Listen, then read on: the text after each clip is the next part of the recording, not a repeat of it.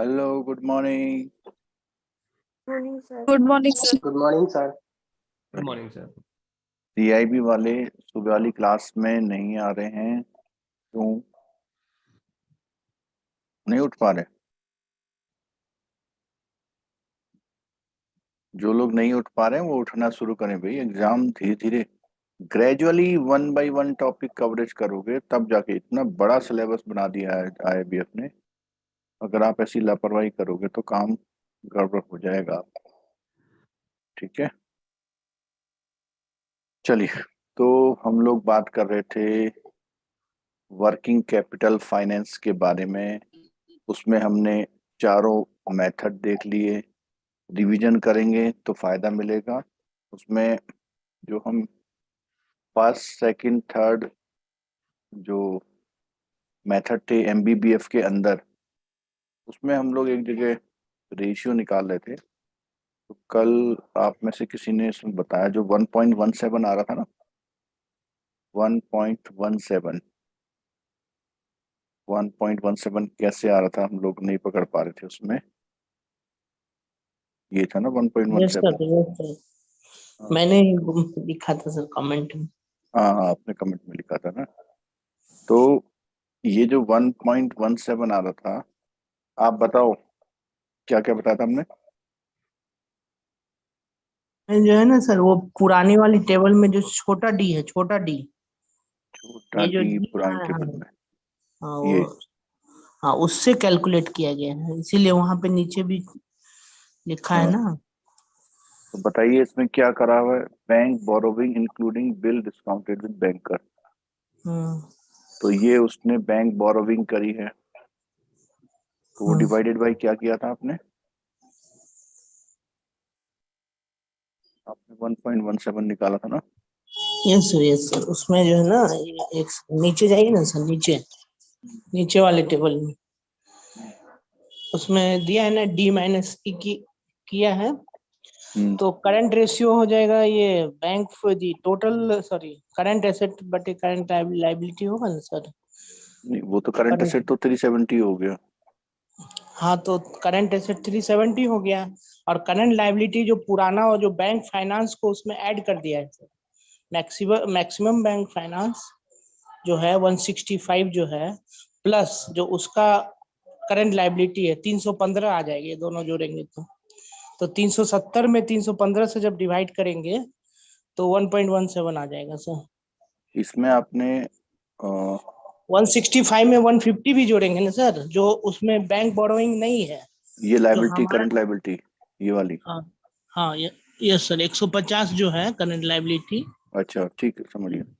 उसमें उसकी बैंक जो, बोरोइंग हाँ, उसकी जो जो निकाले लाइबिलिटी हैं है एग्जिस्टिंग, और जितना 150। आप दे रहे हैं, हाँ यही यस, हुआ ना। Yes sir. जितना आप दे रहे हैं और जितनी एग्जिस्टिंग है, वो हाँ मिला दोनों करके कितनी होनी चाहिए? वन, इस वाले केस में एटलीस्ट वन, 1.17 होनी चाहिए। यस सर, तो वो निकल जाएगा 370 बाय 315 करेंगे हम्म। तो आ जाएगा 1.17। इसी अच्छा, तरह सेकंड सेकंड केस में भी वैसे ही होगा। थ्री सेकंड केस में भी होगा। ये हाँ आप लोग समझ रहे हैं कि जितना उसने पहले से ले रखा है, एक तो वो लायबिलिटी, और जितना बैंक देने को तैयार है, तो कुल मिला के उसकी लायबिलिटी। तो सेम यही केस अगर यहाँ देखते हैं, तो इसमें भी उसी तरह देखा जाएगा कि आपका करंट एसेट तो इसमें भी 370 है, ये 370 है। ठीक है, हम्म लायबिलिटी में उसका करंट लायबिलिटी 150 तो ये है, और 128 ये ले हम्म लेंगे। तो 370, 150 प्लस 128 इज इक्वल टू 1.33 आ रहा ना। Yes sir. ठीक है, ये पॉइंट सबको समझ में आया?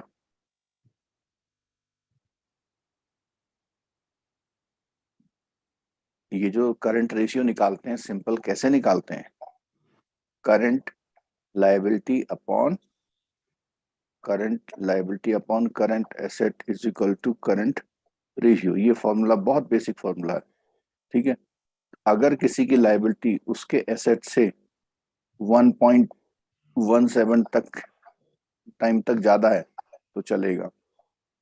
ठीक है, और अगर किसी की लायबिलिटी उसके करंट एसेट की 1.33 है तो चलेगा, बट ये जो है सेकंड मेथड वाली है और ये फर्स्ट मेथड वाली है, ठीक है। अच्छा, एक मेरा क्वेश्चन है आप लोगों से, जरा बताइएगा आप, ये जो इसका करंट, सॉरी उल्टा हो गया, तो current asset upon current liability, ये वही बताओ। मैं सोच रहा था सर, वही। नहीं वो उल्टा हो गया, ठीक है। तो current asset upon current liability, ये बताता है कि इसका करंट एसेट हर हाल में किससे, करंट लायबिलिटी से क्या है, अधिक होना ज्यादा। चाहिए, ज्यादा होना क्यों? चाहिए। देखो, आपने अगर बैंक से पैसा लिया और आप मलेशिया घूमने चले गए, तो आपका उस पैसे का एसेट बढ़ेगा? नहीं बन। नहीं बढ़ेगा। तो कहने का मतलब है, लायबिलिटी अगर कोई भी है तो उसके अगेंस्ट में आपके पास क्या होने चाहिए, एसेट ज्यादा होना एसेट। चाहिए। एसेट होने चाहिए, उतने तो होने चाहिए कम से कम। तो ये पहली वाली कंडीशन है, उसमें थोड़े से ज्यादा है, दूसरी वाली कंडीशन में अच्छे खासे ज्यादा है, ठीक है। और कई बार कई केसेस में बैंक यही रेशियो कौन सा पसंद करता है थ्योरेटिकली, 1.3। 2:1 पसंद करता है कई केसेस में। तो 2:1 का मतलब जितनी लायबिलिटी उसकी डबल क्या है उसके पास एसेट्स हैं, तो कोई दिक्कत की बात नहीं। चलो, तो ये सब हमने कर लिया था। आप लोगों से रिक्वेस्ट है, देखो रिवीजन करोगे तो क्वेश्चन कहीं ना कहीं आपको मिलेगा फिर। अच्छा, अब आते हैं assessment of non fund based facility, जहां पे बैंक का पैसा इमीडिएट नहीं लगता है, बाद में लगने के चांस होते हैं। तो दो तरह की होती है, बैंक गारंटी और लेटर ऑफ क्रेडिट, ठीक है।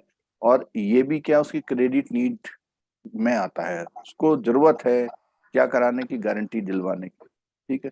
तो गारंटी में क्या होता है, बहुत नेचर बहुत सिंपल सा है, इसमें थोड़ा सा देख लेते हैं, एक आध पॉइंट कोई इंपॉर्टेंट है तो।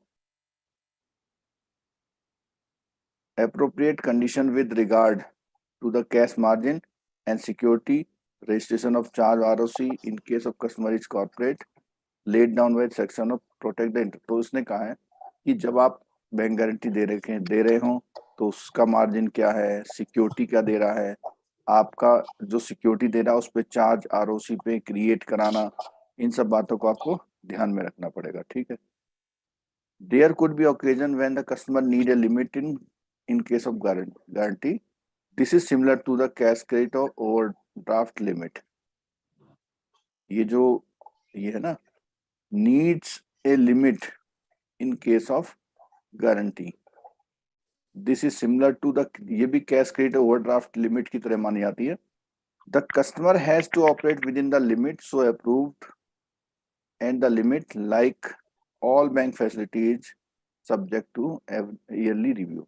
जो भी फैसिलिटी देंगे उसको ईयरली रिव्यू करना पड़ता है। Regular assessment of bank guarantee, limits would depend on the nature of activity of borrower, nature, purpose, type of guarantee, इन सब चीजों पे वो डिपेंड करेगा, ठीक है। चलो, कुछ तरह के आगे गारंटी यहाँ पर ये कहते हैं, some of the purpose for which guarantee are usually required to the enumerative. कौन कौन सी है? पहली कौन सी गारंटी है, देखो, परमानेंट गारंटी, हमेशा गारंटी बनी रहती है उसकी, ठीक है। उसमें क्या होता है, on a fixed basis and will be outstanding as long as unit is operation, तब तक चलती रही गारंटी, ठीक है। For example, guarantee in favour of the state electricity board in लिeu of the security deposit. तो जब स्टेट इलेक्ट्रिसिटी बोर्ड आपसे कहता है अगर आप कनेक्शन लेना चाहते हो तो हमें 5 लाख का सिक्योरिटी डिपॉजिट दो, जिससे कि आपका रेगुलर इलेक्ट्रिसिटी का बिल आता रहे, तो वो 5 लाख रुपए वहां ना दे करके बैंक से क्या दिलवा देते हैं, उसको एक गारंटी दिलवाते हैं कि भैया इनका बिल अगर पेंडिंग कभी हुआ तो हम देंगे, आप बिजली दो इनको, ठीक है। तो ये कैसी गारंटी है, परमानेंट। फिर है आपका बिजनेस एक्टिविटी रिलेटेड गारंटी। इसमें क्या होता है, इसमें कहता है कि is a function of volume of activity proposed duration, जब तक आप वो फंक्शन परफॉर्म करेंगे तब तक होगा, ठीक है। For example, earnest money guarantee will depend upon the number and value of tenders to be applied for by a company. मान लिया किसी कंपनी ने किसी जगह टेंडर डाल दी है, तो टेंडर डालने में भी उन्होंने कहा कि ये टेंडर डालोगे तो 5 लाख रुपए चाहिए, अगला टेंडर डालोगे तो 2 लाख चाहिए, अगला टेंडर डालोगे तो 20 लाख चाहिए। तो हर टेंडर के लिए वो पैसा नहीं दे रहा है, लेकिन क्या प्रोवाइड कर रहा है वो, उस कंपनी को जहां से टेंडर लेना है उसे, उस ऑर्गेनाइजेशन को क्या प्रोवाइड कर रहा है, बैंक गारंटी। ठीक है। अगला है गारंटी फॉर एक्सपोर्ट कोटा। जो आप एक्सपोर्ट करने के लिए, तो एक्सपोर्ट करने के लिए है अप्रैल एक्सपोर्ट प्रमोशन काउंसिल। तो जो गारमेंट का एक्सपोर्ट करते हैं वो क्या करते हैं, अप्रैल अप्रैल ये कपड़ों को बोलते हैं ना, अप्रैल एक्सपोर्ट प्रमोशन काउंसिल है, वो क्या करती है आपको, अगर आप गारमेंट एक्सपोर्ट में है तो वहां पे कुछ कोटा दे करके वहां पे पर्टिकुलर उस एक्टिविटी के लिए आपको क्या कर रही है, वो दे रही गारंटी। ठीक है। अगर आप कपड़ों पे काम करेंगे तो गारंटी है, नहीं तो नहीं है। ठीक है। Guarantee for tax liability. कभी कभी क्या होता है कि जब बोरोवर को एक्साइज इनकम टैक्स कुछ पेमेंट करना होता है अगेंस्ट डिस्प्यूट लायबिलिटी, उस लायबिलिटी उसकी डिस्प्यूटेड आ गई, तो उसने टैक्स अथॉरिटी ने कहा इसको 5 करोड़ का टैक्स आ गया। अब 5 करोड़ का टैक्स आ गया तो अभी तो उसने क्या करा है, डिस्प्यूट रेज किया है, उसको तय होने में हो सकता है 2 साल लग जाए। तो 5 करोड़ जमा नहीं कराएगा, वो क्या करेगा, बैंक से क्या दिलवा देगा, गारंटी दिलवा देगा। ठीक है। Guarantee of import of capital, ये तो हमने बहुत देखा, जिसको हम एक तरह से स्टैंड बाई एलसी भी बोल रहे थे।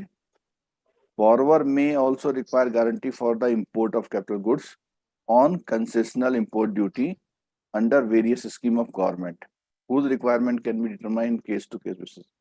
तो उसने बोला हुआ है कि जब गवर्नमेंट की बहुत सारी स्कीम्स हैं जहां पर उनको इंपोर्ट ड्यूटी कैसी देनी पड़ती है, थोड़ी सी कंसेशन मिल जाता है।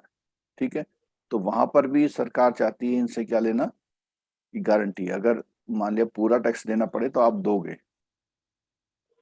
गारंटी फॉर एडवांस पेमेंट, कभी कभी कुछ कोई खरीद रहा है तो परचेजर जो होता है उससे क्या मांगता है, जो परचेजर है is accepting advance payment from purchaser and is required to furnish bank guarantee in लिeu of thereof. The amount of such guarantee will be proportional to the amount of such advance payment that will be outstanding, which in turn will be dependent on the level of the sale। तो कई बार advance payment के लिए भी होता है। ठीक है।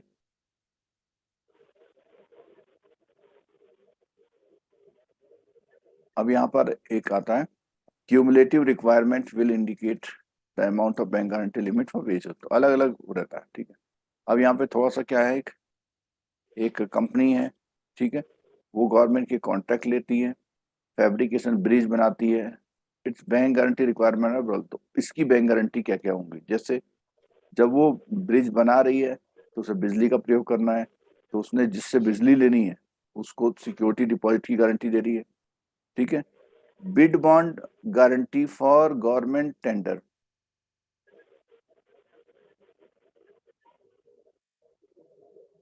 तो जब ये गवर्नमेंट के टेंडर होते हैं उसमें गारंटी दे रही है।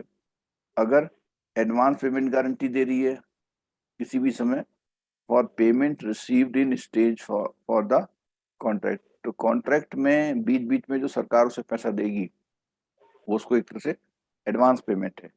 तो वो सरकार से कहेगी बैंक कि आप इनको पेमेंट कर दो जो भी दे रहे हो, और ये काम नहीं करते हैं तो हम आपका पैसा वापस कर देंगे। Retention money guarantee for release of retention money, कई बार क्या होता है प्रोजेक्ट कंप्लीट होने के बाद भी मान लिया सरकार ने कहा कि भैया 20 करोड़ का पेमेंट अभी हमने क्या कर दिया, होल्ड कर दिया। ठीक है। तो इसके अगेंस्ट में वो गारंटी देते हैं और वो कंपनी उनका पैसा रिलीज कर देती है। Performance on completion project contract is awarded, कि भैया परफॉर्मेंस करेंगे पूरा। Guarantee for import of hydro platform, जो हम लोग ये पानी बनती है, बिजली बनती है जहाँ पर पानी से, वहां पर। ठीक है। गारंटी फॉर जीएसटी क्लेम, ये जो हमने टैक्स वाला देखा था, ये सब टाइप की क्या है, गारंटी है। ठीक है। अब कंपनी की कुछ इंफॉर्मेशन है, देखो जरा यहाँ पे ध्यान से देखना इस केस को, इससे थोड़ा सा जो हमने वो 5-6 तरह की गारंटियां पढ़ी हैं वो क्लियर हो जाएंगी। ठीक है। इलेक्ट्रिसिटी बिल है कितने लाख का, 10 लाख पर मंथ का। ठीक है। उन्होंने कहा सिक्योरिटी दो, कितने महीने की सप्लाई का? 2 महीने की। At present company has provided electricity distributor A bank guarantee for कितने लाख की? 7 लाख की गारंटी दे दी। ठीक है। Project to bid for 5 tender, यानी 5 टेंडरों के लिए कुछ कुल मिला के ये 10,000 लाख है या 10 लाख है? बुक में देखना क्या है? लाख होगा सर।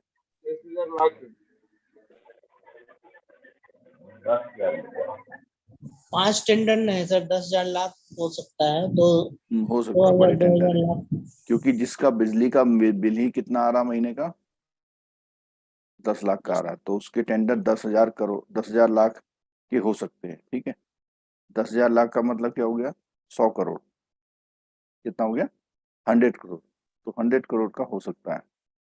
100 करोड़ का उसके 5 टेंडर हैं। Practice of the government department to ask bid bond equivalent to कितना परसेंट? 1%। तो इसका 1% कितना हो जाएगा? 100 करोड़ का 1%, 1 करोड़ की। ठीक है। 5 कॉन्ट्रैक्ट हैं इतनी वैल्यू के, 20,000 करोड़ के। ठीक है, वो 200 करोड़ के। और it expect the receive payment aggregating against these, तो उसे कितना पेमेंट मिलने वाला है? 20 करोड़ पेमेंट मिलने वाला है। अगर उसे 20 करोड़ पेमेंट मिलने वाला है, तो उस पेमेंट के अगेंस्ट में सरकार को गारंटी दी कि इनको पेमेंट दे दो। Recently completed 2 project, value 25 crore. Retention amount held by the government is 5%। 5% तक ले रही है। 5% की अगेंस्ट में गारंटी मिल जाएगी तो पूरा पेमेंट मिल जाएगा। It expects to be awarded with contract of 3 out of 5 bids to be submitted. ऐसे वो परफॉर्मेंस गारंटी मांग रही 20%। It will be importing 5 head, वो जो ऊपर जितने एग्जाम्पल दिए थे ना, जितने ऊपर एग्जाम्पल दिए थे उनको न्यूमेरिक में दे रखा है यहाँ पे। ठीक है। और payment for these will be paid, मतलब जो सामान मंगाया, ऐसे जीएसटी क्लेम है 20 लाख रुपए का, उसके लिए गारंटी। ठीक है। तो यहाँ पर जो ऊपर उन्होंने इंफॉर्मेशन दी है उसको यहाँ पे न्यूमेरिकल टाइप में कन्वर्ट किया हुआ। देखो जरा ध्यान से क्या किया हुआ कि ये तो उसकी थ्योरी है और ये उसका न्यूमेरिकल है। ठीक है। कैसे? उसने कहा कि भैया सिक्योरिटी डिपॉजिट रिक्वायर्ड, उसने बोला 2 महीने का सप्लाई। 1 महीने का बिल कितना था उसका? 10 लाख। 10 लाख था, तो 10 लाख का एक बिल था, तो कितनी रिक्वायरमेंट हो गई? 20 लाख। बिड बॉन्ड में कहा था कि जो टेंडर पड़ रहे हैं उसका कितना परसेंट चाहिए? 1%। ठीक है। तो यहाँ पर 1% के हिसाब से ये कितना आ गया? 10,000 लाख का 100 लाख आ जाएगा। यानी मैंने क्या लिखा था वहाँ पे? 1 करोड़ लिखा था। ठीक है। एडवांस पेमेंट गारंटी, उसने बोला जो रनिंग कॉन्ट्रैक्ट है, जितने भी रिसीट आने वाली है, 2,000 की आने वाली थी, पूरा आ गया। रिटेंशन मनी प्रोजेक्ट कंप्लीटेड, उसने कहा 2 प्रोजेक्ट हैं, वैल्यू कितनी है? इतनी, और कितना रिटेंशन अमाउंट रखना है? 5%। तो कितना हो गया? 125 लाख। परफॉर्मेंस गारंटी, उसके 3 कॉन्ट्रैक्ट हैं, 5 में से 3, हर एक के लिए कितना चाहिए? 10 लाख। तो उसका इंटू 3/5 हो गया, 6,000 हो गया। परफॉर्मेंस गारंटी रिक्वायर्ड, ऊपर देखा था हमने, कितनी मांग रहा था वो? 20%। तो इतने लाख का हो गया। गारंटी फॉर इंपोर्ट सिंपल है, कितने प्रोजेक्ट हैं उसके? 5। एक प्रोजेक्ट में पैसा कितना लग रहा है? 10 लाख। तो ये कितना हो जाएगा? 50 lakh. Guarantee for GST claim, उसका 20 लाख का है, हो जाएगा। सम ऑफ एक्सपेक्टेड गारंटी, तो टोटल रिक्वायरमेंट कितनी आई इसकी, इसको जोड़ लो, तो 3,515 आई। ठीक है। प्रेजेंट आउटस्टैंडिंग ऑफ गारंटी, इसका मतलब क्या है? उसने पहले से कुछ गारंटियां ले रखी हैं। अब इसको जरा देख लेना, यहाँ पे थोड़ा, वो तो जितना था ऊपर उसने क्लियर कट दिया हुआ था, इसको जरा देख लीजिएगा।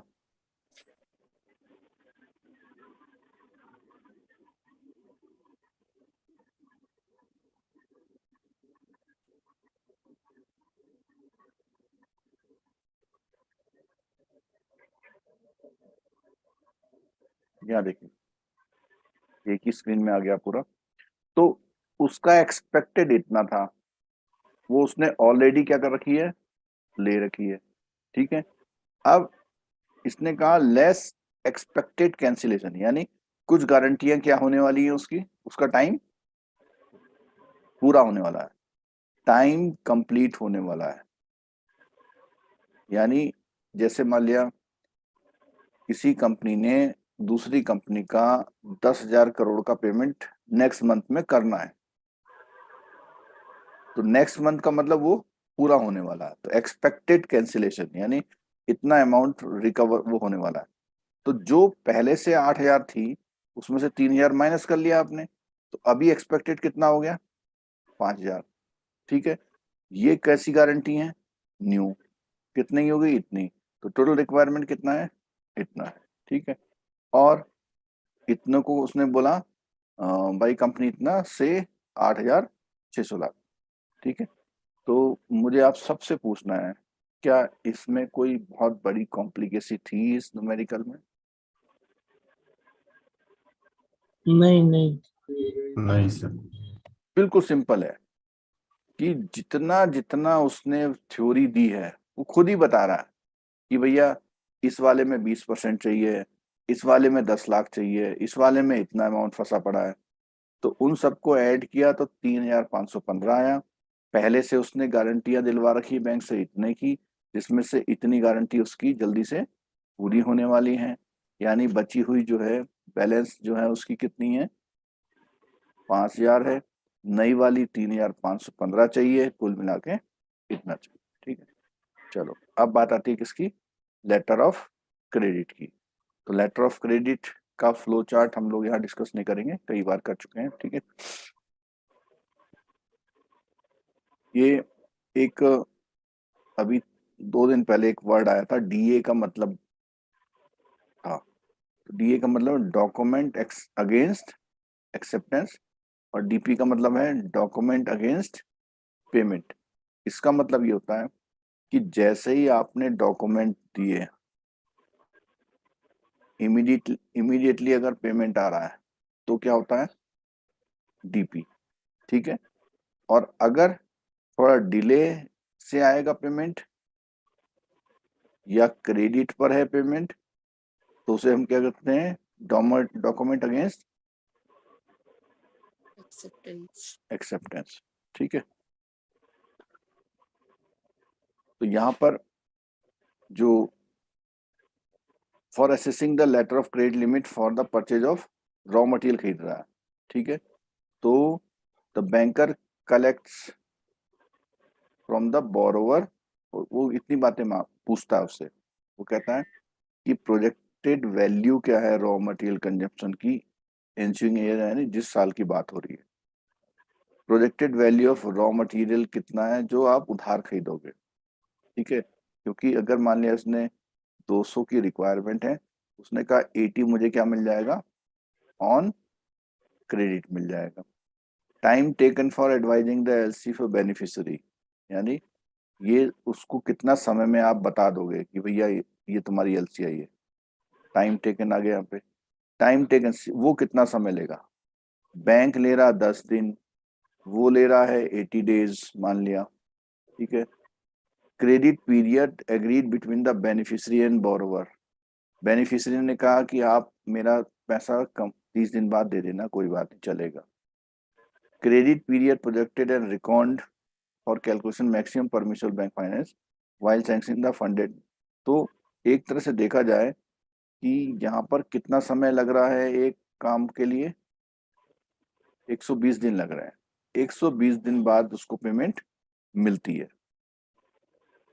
The cycle of operation on LC from its issuance the payment under the company, क्या क्या होता है, वही ऊपर वाली चीजें आ गई। क्या पहले वाले में कितने दिन, 10 दिन, शिपमेंट के ले रहा है 80 डेज, और क्रेडिट पीरियड दे रहा है कितना, 30।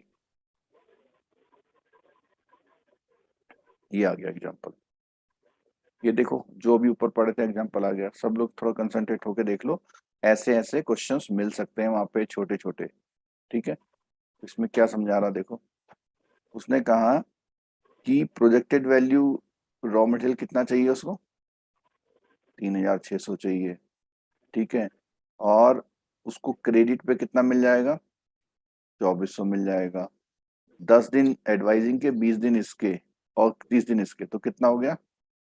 60 डे के बाद उसको पैसा मिलेगा। मतलब जो रॉ मटेरियल से पैसा कन्वर्ट होना है कितने दिन मिलेगा, कितने दिन लगेंगे? 60 दिन। 60 डे। ठीक है, तो 60 दिन के हिसाब से एक साल में कितने साइकिल लगाएगा ये? 6 साइकिल। 6 साइकिल लगाएगा। उसको रिक्वायरमेंट कितने की है? 1200। 1200 की। ठीक है, ये 6 तो साइकिल हो गए। और projected value of raw material purchase on credit during the year. अच्छा, ये बता रहा है कि जो उसको उधार पैसा मिला है, उधार पैसा जो वो दे रहा है ट्रेडर, कितने समय के लिए दे रहा है? वो कितने अमाउंट का दे रहा है? 2400 का। तो उस 2400 को, ये 1200 तो जो है, ये 1200 बेसिकली उसका कहाँ से है? कहाँ से है 1200? सेल्फ है। तो हमें फंडिंग की रिक्वायरमेंट एलसी किसकी करनी है? 2400 रुपए जो उसको उधार देना है, तो इसी की तो हम एलसी करेंगे कि पेमेंट आ जाएगा, चिंता मत करो। तो कुल 2400 रुपए में 6 साइकिल के हिसाब से 400 लाख रुपए। ठीक है, letter of credit limit require, तो उसको एलसी कितने की चाहिए? 400। और एक बात और है, ये जो एक तरह से अगर मैं बात करूं, ये एलसी उसकी किस टाइप की एलसी होगी? कोई पकड़ सकता है मेरी बात को? रिवॉल्विंग एलसी, हाँ, वर्क रिलेटेड। नहीं वो रिवॉल्विंग। हाँ, रिवॉल्व जो रिन्यू होते जाएगा। जैसे ही एक बार पैसा आएगा फिर सामान बनाएगा, जैसे ही एक बार पैसा आएगा फिर सामान बनाएगा। ठीक है, सर, इस 400 में उनका कोई मार्जिन नहीं रहेगा ना, बोरोवर का? बोरोवर का मार्जिन ये लगा तो हुआ है यहाँ पे 1200। हाँ, नहीं, ठीक है, 400 में कुछ नहीं लगेगा ना? ना 400 में ये मार्जिन के बाद है। अच्छा, अगर हम इस 3600 को फाइनेंस कर रहे होते हैं ना बाई चांस, तब हम लोग उससे कर कहते हैं मार्जिन टू। हाँ। ठीक है, चलो। अच्छा, अब देखो, अभी तक हम लोग क्या पढ़ रहे थे? क्या किया, टोटल टाइम को क्या ऐड कर दिया? क्या चीज? टोटल टाइम को क्या ऐड कर दिया आपने? तो 10 डेज। हाँ, बिल्कुल। उसका देखो, अब ऐसा है ना, यहाँ देखो, ऑपरेटिंग साइकिल हो। हाँ, ऑपरेटिंग साइकिल हुआ कि ये तो है ऑर्डर टाइम, 10 दिन ऑर्डर के कंफर्मेशन में लगे, 20 दिन है मैन्युफैक्चरिंग, और 30 दिन है फंड रिसीव का, फंड रिसीव्ड। तो कोई भी काम शुरू हुआ जब से, तब से पैसा आने के समय को क्या बोलते हैं? ऑपरेटिंग साइकिल बोलते हैं। ठीक है, चलो अब हम क्या बात करेंगे? अभी तक हमारा क्या चल रहा था? अभी पिछले 3 वर्किंग कैपिटल। पहले तो हमने सबसे पहले ये सीखा भाई एडवांसेस क्या होते हैं, ये होते हैं। फिर हमने ये सीखा कि किसी भी प्रपोजल को कैसे अप्रोच करते हैं, क्या क्या चीजें देखते हैं उसमें। फिर हमने, हमारे 2 तरह के एडवांस होते हैं, कौन कौन से? बिजनेस में 2 तरह के एडवांस फैसिलिटी कौन कौन सी होती है? कैश क्रेडिट और टर्म वर्किंग कैपिटल और टर्म लोन। कैश क्रेडिट और टर्म लोन होता है। कैश क्रेडिट को हम लोग किस नाम से जानते हैं? Working capital finance. Working capital में हमने जो फैसिलिटी जो देते हैं बैंक, उसमें मेथड जो थे वो 4 मेथड हमने पढ़े। ठीक है, 4 मेथड में जो हमारा MPBF था, उसमें थोड़ा सा 3 मेथड अंदर थे उसके अंदर, टंडन कमेटी वाले। ठीक है, फिर हमने देखा कि वर्किंग कैपिटल में ही जो non fund based working capital होती है वो देखा, बैंक गारंटी कैसे असेस करते हैं, LC कैसे असेस करते हैं वो देख लिया हमने। अब आया असेसमेंट ऑफ टर्म लोन, कि टर्म लोन का लोन कैसे एसेस किया जाए। ठीक है, क्योंकि इस चैप्टर का नाम ही असेसमेंट ऑफ क्रेडिट अप्रेजल है। ठीक है, तो इसमें जब हम देंगे टर्म लोन तो पर्पज हमें पता है किसके लिए, land, building, plant, machinery, modernisation, renovation, rationalisation plant, इन सब कामों के लिए देते हैं, ठीक है। और इसमें जो टेन्योर होता है वो पीरियड 3 से अधिकतर 10 साल के बीच में, और इससे बड़ा भी हो सकता है, वो डिपेंड करता है कैसा प्रोजेक्ट है, ठीक है। तो जब हम कुछ भी ऐसा करेंगे तो सबसे पहले हम उसमें देखेंगे कि जो भी कॉस्ट ऑफ प्रोजेक्ट है और उस प्रोजेक्ट को पूरा करने वाला पैसा, फाइनेंस से मतलब क्या है, पैसा कहाँ कहाँ से आएगा, ठीक है। तो कई बार क्या होता है, assessment of project cost requires estimating the cost of acquisition of capital asset, एक, दूसरा कंस्ट्रक्शन ऑफ बिल्डिंग, 2, और कोई भी अलग एक्सपेंडिचर, तीनों को जब जोड़ेंगे तो हमारा कॉस्ट ऑफ प्रोजेक्ट आती है, ठीक है। Beside the project cost amount of working capital margin भी चाहिए होता है उसको। देखो कैसे, यहाँ देखो जरा, 60 लाख की तो कैपिटल गुड्स आ रहे हैं उसके पास, मतलब उसे खरीदने हैं, ठीक है। और 20 लाख की उसे क्या चाहिए, वर्किंग कैपिटल, ठीक है। तो हम लोग क्या करते हैं, एक तो देखते हैं वर्किंग कैपिटल में उसको अपना कितना लगाना है, मान लिया 4 लाख तो ये लगाना है। कैपिटल गुड्स में भी उसे 20% लगाना है, तो मान लिया 12 लाख तो यहाँ लगाना है। तो उसके पास कितना होना चाहिए, 16 लाख उसके पास होना चाहिए। बाकी 44 लाख हम उसको क्या करेंगे, फाइनेंस करेंगे, कुछ उसमें से टीएल करेंगे, कुछ उसमें से क्या करेंगे, सीसी करेंगे, ठीक है। तो ये है कहाँ कहाँ से पैसा लगना है और पैसा कहाँ से आना है, ठीक है। तो लैंड है, साइट डेवलपमेंट है, प्लांट मशीनरी, ये कॉमन चीजें हैं, कोई इसमें ऐसी नई चीज नहीं है। ये सब एक्सपेंसेस हैं, कंटीजेंसी, कभी जरूरत पड़ जाए कुछ। तो ये टोटल प्रोजेक्ट की क्या हुई कॉस्ट, आप देख रहे हैं इसमें लास्ट में क्या जोड़ रखा प्रोजेक्ट कॉस्ट में, वर्किंग कैपिटल का मार्जिन, वो भी तो आप ही को अरेंज करना है, ठीक है। तो अब यहाँ पर सोर्स ऑफ फाइनेंस कहाँ से है, या तो लोगों ने पैसा लगा रखा हो शेयर कैपिटल, उसके पास रिजर्व सरप्लस होंगे, कोई कैपिटल सब्सिडी आ रही है गवर्नमेंट की तरफ से, छूट मिल रही है उसको, ठीक है। Long term loan for equity land funding, उसने लॉन्ग टर्म लोन ले रखे हैं, long term loan from FI से ले रखे हैं, फाइनेंशियल इंस्टीट्यूशन से ले रखे हैं, कुछ अनसिक्योर्ड लोन ले रखे हैं अपने दोस्तों वगैरह से। तो टोटल सोर्स ऑफ फाइनेंस आ जाएगा।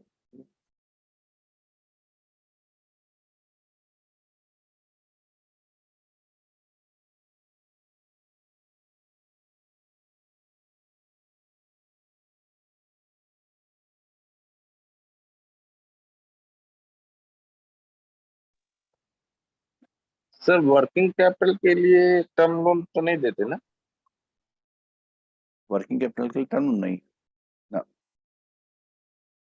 वर्किंग कैपिटल अलग हो गया परपज, और वो अलग हो गया, ठीक है। इसमें जरा एक ये पैराग्राफ देख लो थोड़ा सा, इसमें अच्छा लिखा हुआ है। उसने कहा beside technical study, processing officer को ये भी वो करना है कि ये जो अप्रेजल है ये टेक्निकल एंगल से भी ठीक ठाक है या नहीं है, ठीक है। मतलब थ्योरी तो कह रही है ठीक है, रेशियो सब फंसे जा रहे हैं, पता लगा वहाँ मौसम खराब रहता है, वहाँ की सड़कें अच्छी नहीं है, कुछ ऐसी चीज है, ठीक है। Bank do not finance all items cost of product, for instance क्या, preliminary and pre operative expenses are not funded by bank. मतलब प्रिलिमिनरी से मतलब क्या है, जब वो अपने दोस्तों से मिलने जाते हैं मलेशिया, कि यार चलो एक प्रोजेक्ट करते हैं, फिर मलेशिया वाले इधर आते हैं, यहाँ उनका रहने खाने का खर्चा करते हैं, तो ये कैसे खर्चे हैं प्रोजेक्ट से पहले के वाले, प्री ऑपरेटिव प्रिलिमिनरी, यानी अभी प्रोजेक्ट शुरू ही नहीं हुआ या नहीं होना है, अभी तो बातें चल रही हैं। फिर वो एग्री हो गए, एग्री होने के बाद भी ये पैसा नहीं वो किया जाएगा, फंड किया जाएगा सीधे, भैया बनाना क्या है तुम्हें ये बताओ, उससे पहले का खर्चा फाइनेंस नहीं किया जाता, ठीक है। अब ये कहता है कि not funded by the bank but are required to be met from the enter, उसके पास होने चाहिए अपना, ठीक है। Secondly For the asset that are funded by bank through the term loan, they require to part of the cost to be met, यानी उसको margin होना चाहिए उसके पास, उसका जो भी हमने ऊपर बताया था, ठीक है। टोटल मार्जिन रिक्वायरमेंट क्या क्या है, 3 चीजें आ गई। कौन कौन सी चीजें आई उसको बताओ जरा। उसके ऊपर कितना पैसा होना चाहिए? एक तो होना चाहिए ये वाला, ठीक है। दूसरा होना चाहिए क्या? ये वाला। तीसरा आप बता दो जरा।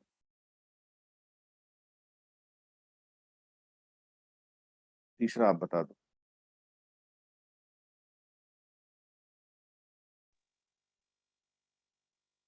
क्या लिखा मैंने तीसरा? CC margin. हाँ, अगर 3 पैसा उसके पास है तभी वो प्रोजेक्ट आगे बढ़ेगा, ठीक है।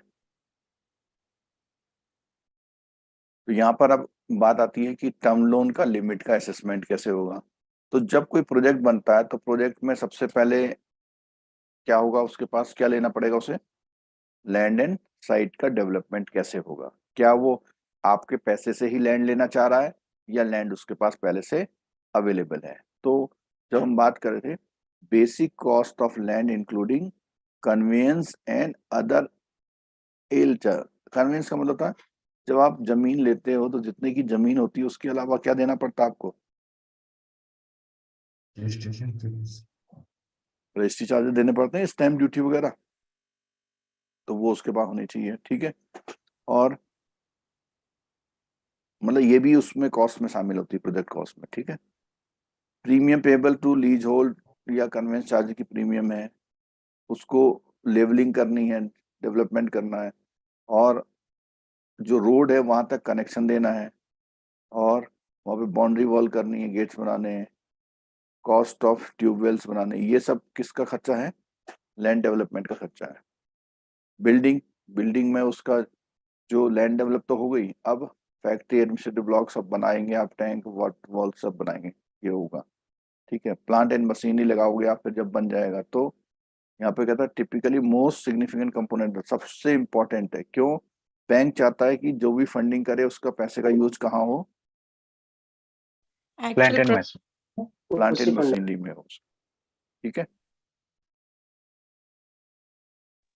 अच्छा सर, लैंड बिल्डिंग में तो नहीं मिलेगा ना, या फंडिंग मिलता नहीं है? नहीं, मिल सकता है, वो डिपेंड करता है प्रोजेक्ट के साथ। जैसे होटल का प्रोजेक्ट है, हाँ, उसका तो मेन वही है। हाँ। सर नहीं, टर्म उसके लिए लोन भी मिलता है, असेसमेंट। जो बड़े प्रोजेक्ट होते हैं उसमें लैंड के लिए भी मिलता है। मार्जिन तो कस्टमर लगा रहा है ना अपना, मार्जिन तो कस्टमर को लगाना ही है ना। तो नहीं, अगर वो मान लीजिए वाटर प्रोजेक्ट है, कौन सा? ठीक है, वाटर प्रोजेक्ट जो बोतल हाँ, ड्रिंकिंग वाटर वाला, हाँ बोलो, ड्रिंकिंग तो वाटर बोलो। उसमें उसमें मतलब कस्टमर बोल रहे हैं कि हमको लैंड परचेस करना है, उसके ऊपर बिल्डिंग बनाना है, फिर हम्म, मशीन लगाना है, फिर ये हम्म, करना है। एक बड़ा सा प्रोजेक्टेड बना के ले 5 आता साल का बना के ले आता है। लाता है, ठीक है। और मान लीजिए उसमें दिखा जाता है कि 2 करोड़ का खर्चा है, हम्म, तो इसमें मतलब मार्जिन लेके पूरा लोन हो सकता है, एकदम लैंड परचेस से लेके। बिल्कुल हो सकता है, बस केवल जो बैंक बचता है उसको गवर्नमेंट स्कीम में नहीं करता है। ये दिया हुआ है ना सर, ये सेकंड पैरा में water treatment plant balancing machinery whether organisation. Sir नहीं आप नहीं, क्या बोले, गवर्नमेंट क्या नहीं होता है? गवर्नमेंट जो स्कीम्स होती है ना, जी। उन स्कीम्स में ऐसे प्रोजेक्ट देने से बैंक डरता है, क्योंकि वो सोचता है जो कस्टमर होता है कि मेरे को इतना सब्सिडी आ जाएगा और मेरे को इतना छोटा सा पैसा लगाना पड़ेगा और मेरा हो जाएगा, तो वो मन से काम नहीं करता है, ठीक है। लेकिन प्राइवेट प्रॉपर्टी में अगर मान लिया 2 करोड़ का है और आपने 30% उससे क्या ले लिया, मार्जिन, तो उसका कितना लग गया? 60 लाख। 60 लाख। अब वो क्या अपने 60 लाख पसंद नहीं है उसको? हाँ, वो तो है। तो उस 60 लाख के चक्कर में वो काम करता है। तो बैंक को भी तो बिजनेस करना है, ठीक है। और एक बात और हमने पढ़ी थी जब हमने जेआईबी वालों पीएमईजीपी स्कीम में हमने पढ़ा था, तो उसमें हमने देखा था क्या क्या फाइनेंस नहीं करना है हमें। Negative list. नहीं नहीं, वो लैंड नहीं, फाइनेंस नहीं करना। लैंड फाइनेंस को, लैंड को उसमें प्रोजेक्ट कॉस्ट में नहीं लेना है, नहीं। ठीक है। क्योंकि अगर लैंड को हम लेंगे तो वो शायद मन से काम नहीं करेगा, उसकी बजाय आप उसके लिए लैंड को क्या करवा सकते हैं, उसको बोल सकते हैं क्या करे, लीज पर ले ले। लीज पर ले। क्यों, मतलब जमीन क्यों ले रहा है? जब 25,000 रुपये महीना किराए पे तेरे को जमीन मिल जा रही है, 1 एकड़ जमीन मिल जा रही है, तो क्यों वो कर रहा है? ठीक है, लेकिन जब बड़े प्रोजेक्ट होते हैं वहां पे लैंड के लिए भी कर सकता है। बस ये है एक प्रिकॉशन कहो या बैंक का पैसा डूबने की, बचाने की बात कहो, तो अधिकतर बैंक क्या करता है कि कहता है भैया जमीन तुम्हारी है, अगर जमीन उसकी है, जैसे 2 करोड़ का प्रोजेक्ट है, पता लगा 1.2 करोड़ की तो उसकी क्या है, अपने आप अकेले लैंड है, लैंड का वैल्यू। तो उसको बाकी 80 लाख कर दो फाइनेंस, उसमें मार्जिन ले लो उससे, तो वो थोड़ा सा क्या हो जाता है, सिक्योर टाइप हो जाता है। सर एक चीज और बताइएगा, ये जो इतने बड़े बड़े प्रोजेक्ट फाइनेंस होते हैं इसमें कोलेट्रल फिर कस्टमर दे पाता है, मतलब वो बैंक से ही जब बिल्कुल लोग ले रहा बिल्कुल नहीं नहीं होते हैं, मैं बताऊं, जो बड़े बड़े बिजनेसमैन है उनके 10 तो इंडस्ट्रियल प्लॉट होते हैं, 10 जगह इंडस्ट्री चल रही होती है, लैंड होती है उनके पास, कभी कभी उनके पास अपना घर होता है 2 करोड़ रुपए का। कभी घर कभी भी लोग जब ये प्रोजेक्ट करते हैं ना, तो वो अपने घर को भी मॉर्गेज कर देते हैं। मॉर्गेज। हाँ, मतलब जो सही इंटेंशन से काम करने वाले लोग होते हैं वो अपनी प्रॉपर्टी देने में कोई हिचकिचाते नहीं है बिल्कुल भी। ठीक है, और सर जो ऊपर वाले पैरा में आपने बताया था जिन जिन चीजों के लिए उनको प्रोजेक्ट कॉस्ट में फाइनेंस कर सकते हैं, उन सब के लिए estimation step by step related हाँ, डिपार्टमेंट से प्रॉपर उससे वैल्यूएशन रिपोर्ट वगैरह वगैरह सब कुछ वो करना होता है। ठीक है सर, ये पावर ऑफ अटॉर्नी में भी मॉर्गेज होता है क्या? पावर ऑफ अटॉर्नी बिल्कुल हो सकता है, अगर उसमें पावर ऑफ अटॉर्नी में लिखा हुआ है कि ये हमारी लैंड को मॉर्गेज कर पाएंगे तो होता है। सर टर्म लोन असेसमेंट में वर्किंग कैपिटल मार्जिन की क्या आवश्यकता है? हमेशा ये माना जाता है, हाँ, देखो टर्नओवर उसने साल भर में सेल किया 5 लाख का, ठीक है, 5 लाख की उसकी क्या होगी, सेल या टर्नओवर हो गया। हमारा नियम कहता है कि अगर 5 लाख की कोई सेल कर रहा है तो इसका मतलब उसको वर्किंग कैपिटल रिक्वायरमेंट कितना है, 25%, यानी 25%। 1.25 उसको क्या चाहिए, वर्किंग कैपिटल रिक्वायरमेंट। इस वर्किंग कैपिटल रिक्वायरमेंट में से 5% उसको कहाँ से लाना है, उसका खुद उसका का। चाहिए, यानी 0.25 लाख उसे अपना चाहिए और 1 यहाँ चाहिए। और- तो आपका क्वेश्चन एक बार दोबारा रिपीट करना। टर्म लोन असेसमेंट में वर्किंग हाँ। कैपिटल मार्जिन की क्या आवश्यकता है वो मैं जानना चाह रहा था।